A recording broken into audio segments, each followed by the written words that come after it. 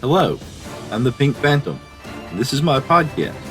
Join me as I delve into the world of games and gaming, and especially old school RPGs.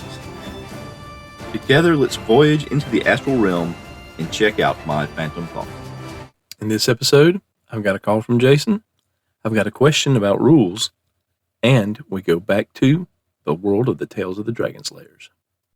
Hey, just calling about your latest episode 94, and you ask about, at the end there, should there be separate systems for different skill levels, a starter box and then the regular box or anything like that. I don't think you need that personally.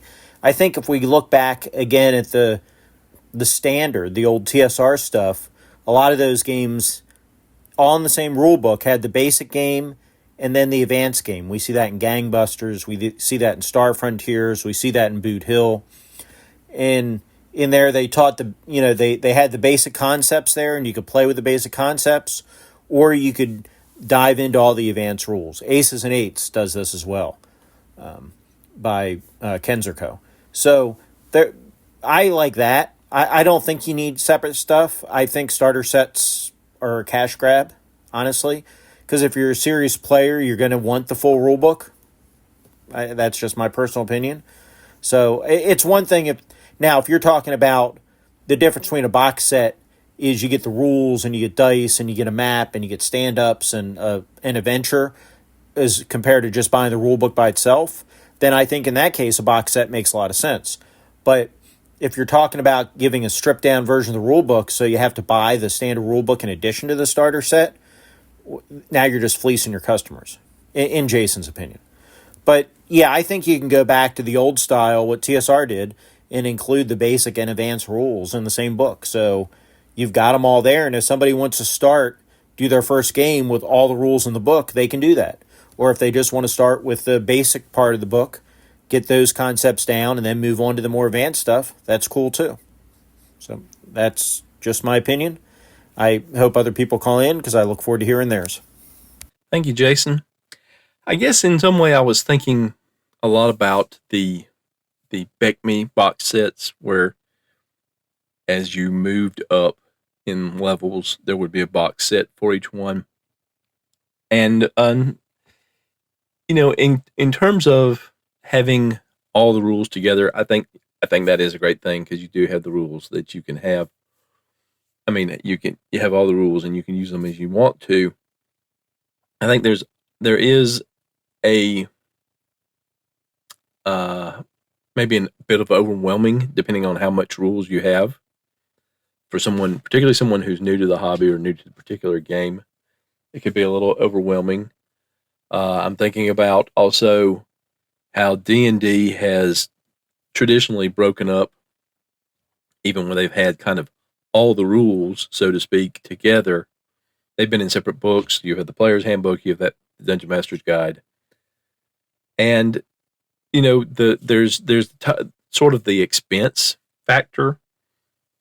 If you break them up the way Bake Me did, then you have the potential to give someone a good start in a game, and they can decide if it's for them before they go investing more heavily into it. Whereas with the current edition, you for sure, I think they tell you can play it with just the Player's Handbook, but I think you would probably need to have the Dungeon Master's Guide as well.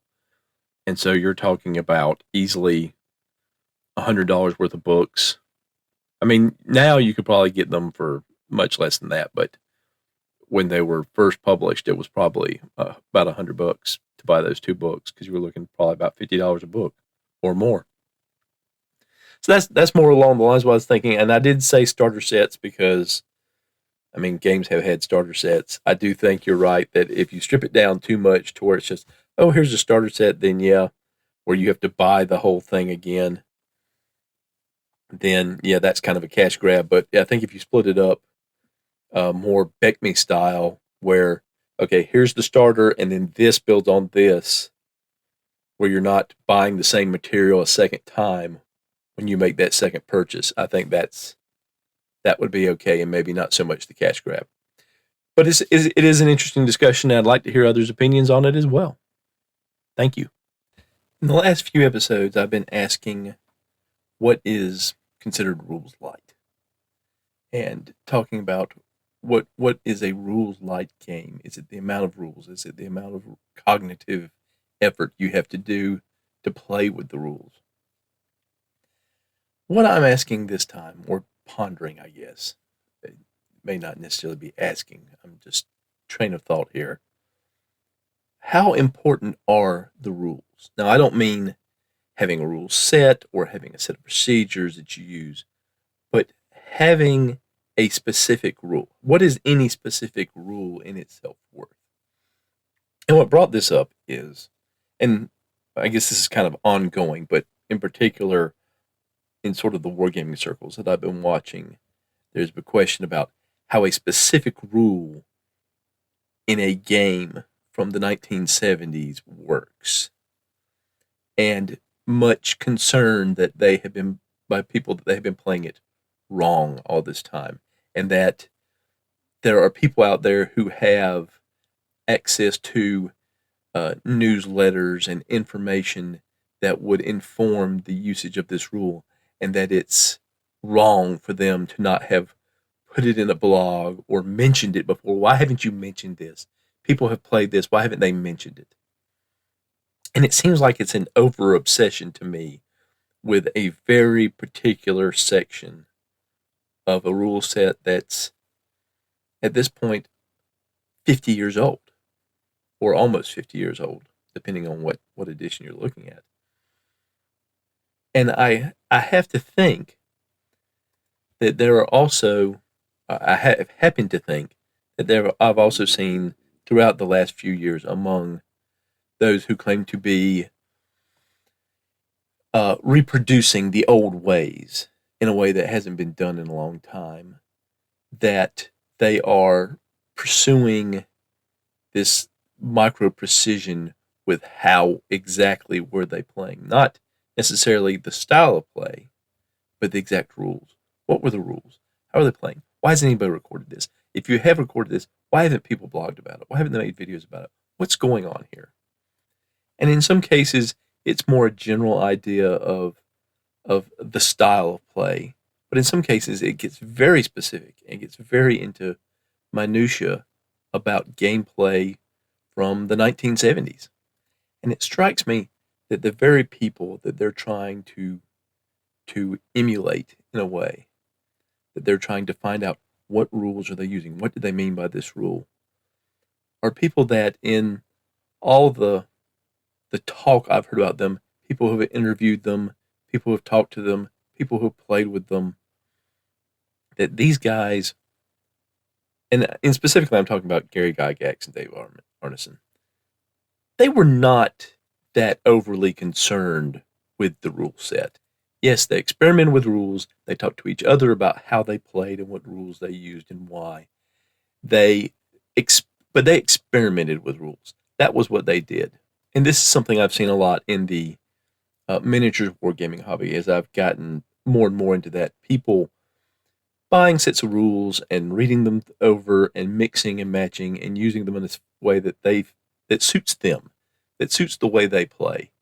Whether they're playing solo, whether they're playing with other people, whether they're playing online or in person, they kind of create their own rule set as they go, and they adapt as they play and as they learn. And it seems to me that this is the style that Gygax and Arneson played. Yes, they put out a rule set, D&D, and it was an amalgam of their experiences and their ideas. But it wasn't a dead end for them. They didn't stop playing. You didn't stop with OD&D. It went on to AD&D, basic D&D. Dave Arneson went on with his first fantasy campaign. And this circles back again to Muster, the book that I spent the better part of 6 months doing a read through, expressing my thoughts, thinking about it, reading through it again. Two things that have stood out to me in my mind about reading Muster was number one, that the author said was number one, treating the campaign as essentially the foundation of your play experience in a D&D style war game, role-playing game.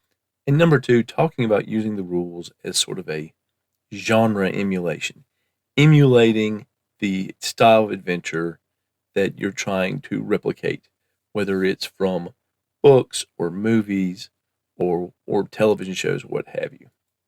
And again, it seems to me, from someone who never knew Gary Gygax or Dave Arneson, and is getting all the information either secondhand through interviews that you can find that they read, that they had, and that you can read or see, or third hand through people who have dug through the archives and talked to the people who played with them, and maybe even talked to them and talked about the style of play and how they develop their games.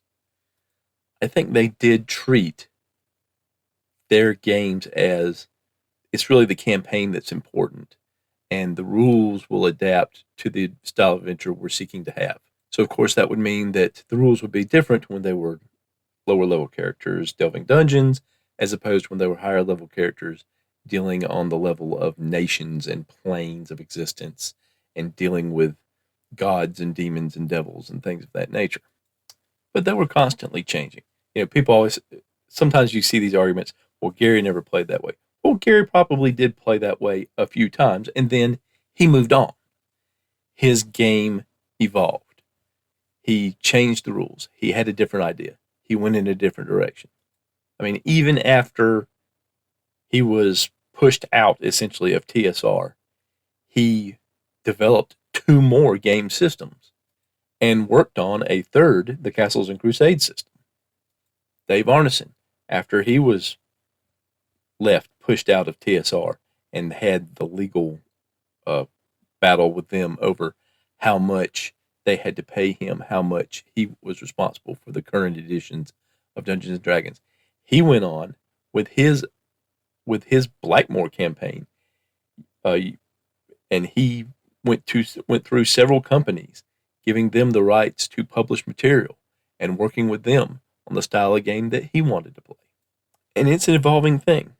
You want to have consistency, and you want to have some foundation that players and game masters alike can set their feet upon to play this game, this RPG, or whether you're playing it skirmish war game, or whether you're playing it as a mass battles war game with skirmishers or adventurers on the edges.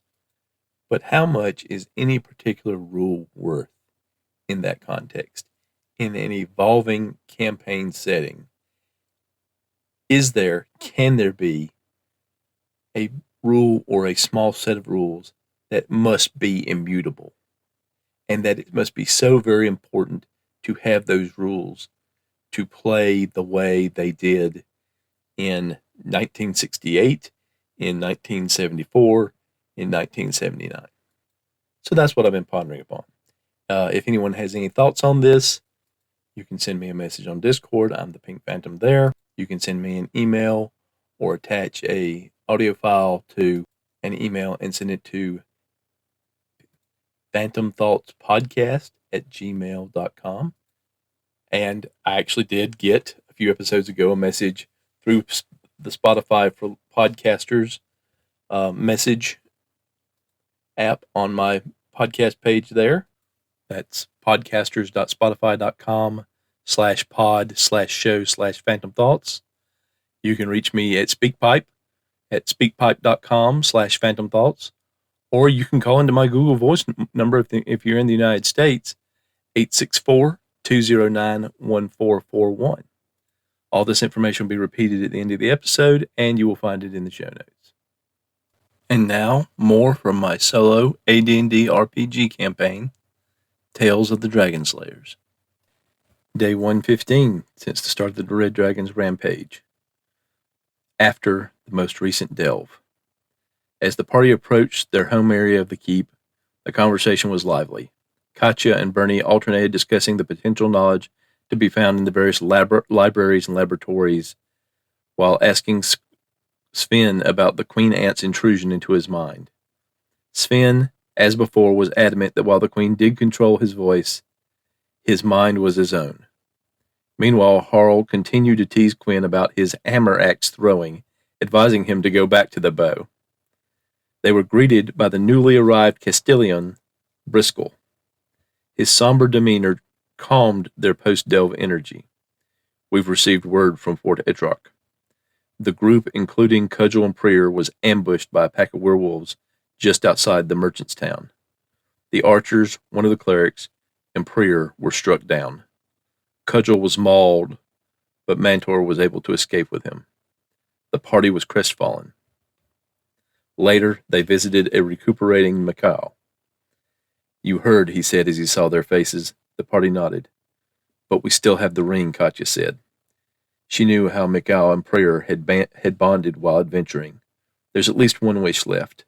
Briscoe is sending for Prier's return. MacLeod fought back tears. I know you've done this before, but it shouldn't be necessary. I should have been there to protect him as he did me against the orcs. We'll make this right, Bernie assured him. It shouldn't have to be made right, MacLeod exclaimed. He already suffered the loss of his paladinhood in that damned pool. The hardiest souls are often tested the most, Sven said. He was just trying to make it right, MacLeod responded. I just wish he hadn't had to suffer this latest setback. I wish that too, Katya said. The others nodded, but whatever responses they were about to make were cut off by a brilliant light coming from a pouch in Katya's belt. She reached in and pulled out the talisman she couldn't seem to rid herself of. As the light faded, MacLeod asked, What just happened? After a pause, Katya looked around at her companions and responded, I don't know. In the catacombs of a temple near the fort, the cleric keeping watch over the honored fallen was shocked as Prier sat up and fought his way out of his funeral shroud. The cleric ran from the room, seeking aid. So this talisman in question was found in the bag which gassed Bernie when he tried to open it, and that the companions took with them because there was something magic inside it. And later, Katya, in her exploration of what the party had been up to during her absence, had found and examined. It is the Talisman of Zagy, Z-A-G-Y. A talisman of this sort appears exactly the same as a stone of controlling earth elementals. Its power is quite different, and these are dependent upon the charisma of the individual holding the talisman. Katya has a 18 charisma, by the way. Whenever a character touches a talisman of Zagy, a reaction check is made as if the individual were meeting another creature. If a hostile reaction is obtained, the device wiped is a stone of weight, although discarding it or destroying it results only in 5 to 30 hit points of damage and the disappearance of the talisman. If a neutral reaction results, the talisman will remain with the character for 5 to 30 hours or until a wish is made upon it, whichever first occurs, and it will then disappear. If a friendly reaction is obtained, the character will find it impossible to be rid of the talisman for as many months as he or she has points of charisma. The device will grant one wish for every 6 points of the character's charisma and will also grow warm and throb whenever its possessor comes within 20 feet of a mechanical or magical trap. If the talisman is not held, its warning heat and pulses will be to no avail. Regardless of which reaction result is obtained, when its time period expires, the talisman will disappear, but a base 10,000 GP gem diamond will remain in its stead. I don't know what it is with this party of wishes, but they found a ring and this talisman in that pool. So it's crazy time here. But there you go. There's the background to what happened here. Day 116 since the start of the Red Dragon's rampage. Fort Ettrock. The office of Colonel Edhart was quite full. He sat at his desk. He was flanked by his page, the fort chronicler, and his assistant to his left, and the high priest of the Temple of Famlish, god of settlers in the frontier, to his right.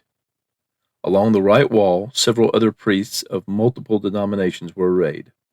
Along the left, the head of the city watch, and 2 guards along with Nantor, and several sages. Opposite the desk sat Prier, and to his right, Cudgel. Edhart sighed and began. Prier, this became a bigger meeting than I expected. He half glanced and half glared around the room. Those assembled met his gaze either steadily and unconcerned or not at all. But we're just trying to understand how you have returned, the colonel concluded.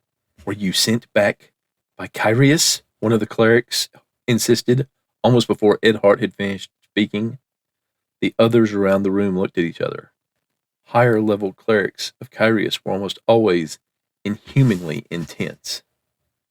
Prior took a deep breath and looked the cleric in the eyes. I remember speaking with Kyrius, Medvin, seeking forgiveness for the failure of my mission and my fall. The Grand Queen told me my quest was not over, that I would renew my paladinhood upon its success. She spoke as if she knew I was returning, but she never said she was sending me back, and she performed no action I could see. But she said goodbye, and then I awoke. There was a buzz throughout the room as multiple whispered conversations began. Prior turned to Cudgel, who looked around the room, then nodded to him. There is one possible explanation, Prior loudly declared. I would like to hear it, Edhart said, even louder. The room quieted. The party I was adventuring with, the ones who killed the dragon, as part of the recovered hoard, they found a ring of wishes. More murmurs as Edhart asked, and you think they used this to resurrect you? We did it before, Cudgel cut in, with 2 of our members killed by the dragon. Sacrilege, muttered Rannoch, Famlish's high priest.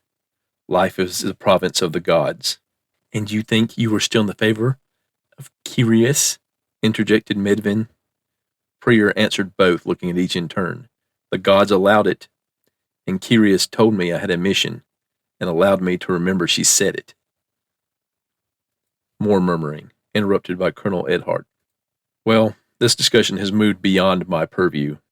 Unless anyone can provide proof of fiendish influence, the possible answers we have are good enough for me. I see no reason to keep Prior from his mission. There was silence, followed by the various groups filtering out. As Nantor, Cudgel, and Prior were leaving, Edhart spoke up. Prior, safe journeys. I hope to see you again. And with that, the meeting was over. The opening music of this podcast is Strength of the Titans, and the closing music is Late Night Radio, both by Kevin MacLeod of Incompetech.com, licensed under Creative Commons by Attribution 4.0 license. Thank you for listening to Phantom Thoughts. I would love to hear your feedback. You don't have to be part of the show. If you want to contact me and let me know, hey, these are for your eyes only. I just wanted to give you thoughts, ideas, response, and it's really for your eyes or ears only. That's absolutely fine. I'd love to hear from you either way. So just let me know when you contact me. Just, I don't want to be part of the show. There are lots of different ways you can contact me. You can send me an email at phantomthoughtspodcast@gmail.com. And that can be a regular email, or you can attach an audio file to it. You can use the message button on my podcast site on podcasters.spotify.com/pod/show/phantom thoughts. You can contact me via my Google Voice number, 864-209-1441. You can contact me via SpeakPipe at www.speakpipe.com/phantom thoughts. You can contact me on Discord, The Pink Phantom. All this contact information is listed in the show notes of every episode. And thank you for those who call in. Thank you for those who don't call in. I appreciate you listening and hope you'll listen again next time. Until then, I hope you have a great day.